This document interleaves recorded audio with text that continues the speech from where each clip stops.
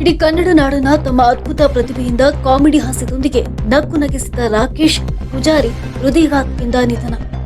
ಹೌದು, ಜಿ ವಾಹಿನಿಯಲ್ಲಿ ಪ್ರಸಾರವಾಗುತ್ತಿದ್ದ ಕಾಮಿಡಿ ಕಿಲಾಡಿಗಳು ಮನರಂಜನಾ ಕಾರ್ಯಕ್ರಮದಲ್ಲಿ ಅತಿ ಹೆಚ್ಚು ಶ್ರಮ ವಹಿಸಿ ವಿನ್ನರ್ ಕೂಡ ಆಗಿತ್ತು. ಅವರ ಸರಳ ಮಾತುಗಾರಿಕೆ, ಹಿರಿಯರಿಗೆ ನೀಡುವ ಗೌರವದಿಂದ ಸಿನಿಮಾ ಇಂಡಸ್ಟ್ರಿಯಲ್ಲಿ ಈಗಷ್ಟೇ ಚಾಪು ಮೂಡಿಸುತ್ತಿದ್ದ ರಾಕೇಶ್ ಅವರ ಸಾವು ದುಃಖಕರವಾಗಿದೆ.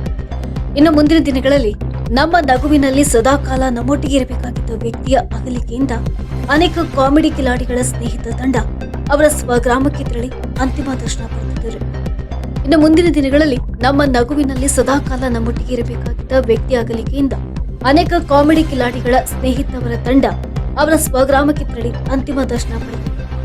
ಕನ್ನಡ ಚಿತ್ರರಂಗದಲ್ಲಿ ಖ್ಯಾತಿ ಪಡೆದ ಪೈಲ್ವಾನ್ ಚಿತ್ರದಲ್ಲಿ ಕಾಣಿಸಿಕೊಂಡು ತೆಲುಗಿನ ಅನೇಕ ನಾಟಕ ಪ್ರದರ್ಶಿಸಿದರು. ಅಲ್ಲದೆ ಕರಾವಳಿ ಭಾಗದ ಬಲೆ ತುಯಿನಾಯೆ ರಿಯಾಲಿಟಿ ಶೋ ಅತ್ಯಂತ ಜನಪ್ರಿಯಗೊಳಿಸಿತ್ತು. ರಾಕೇಶ್ ಅವರ ಅನಿರೀಕ್ಷಿತ ಈ ಮೃತ್ಯುವಿನಿಂದ ಕಿರುತೆರೆ ಆಘಾತ ಸೃಷ್ಟಿ ಮಾಡಿದೆ. ನಟ ರಾಕೇಶ್ ಅವರು ಹಿಟ್ಲರ್ ಕಲ್ಯಾಣ ಧಾರಾವಾಹಿಯಲ್ಲಿ ನಾಯಕ ನಟನಾಗಿ ವಿರೂಪಾಕ್ಷ ಪಾತ್ರದಲ್ಲಿ ಮಿಂಚುವ ಮೂಲಕ ಮನೆ ಮಾತಾಗಿದ್ರು. ಈ ವಿಷಯದ ಕೂಡಲೇ ನಟಿ ರಕ್ಷಿತಾ, ನಯನ, ಶಿವರಾಜು KR-ಪೇಟೆ, ಅನೀಶ್ ಪೂಜಾರಿ, ಅಂಬಿಕಾ ಸೇರಿದಂತೆ ಕಾಮಿಡಿ ಕಿಲಾಡಿ ಟೀಮ್ ರಾಕೇಶ್ ಅವರ ಸ್ವಗ್ರಾಮ ಉಡುಪಿಗೆ ತೆರಳಿ ಅಂತಿಮ ದರ್ಶನ ಪಡೆದಿದ್ದಾರೆ. News bureau, Rajamudri news. ಧ್ವನಿ ನಿಮ್ಮದು, ಜಾಲ ನಮ್ಮದು.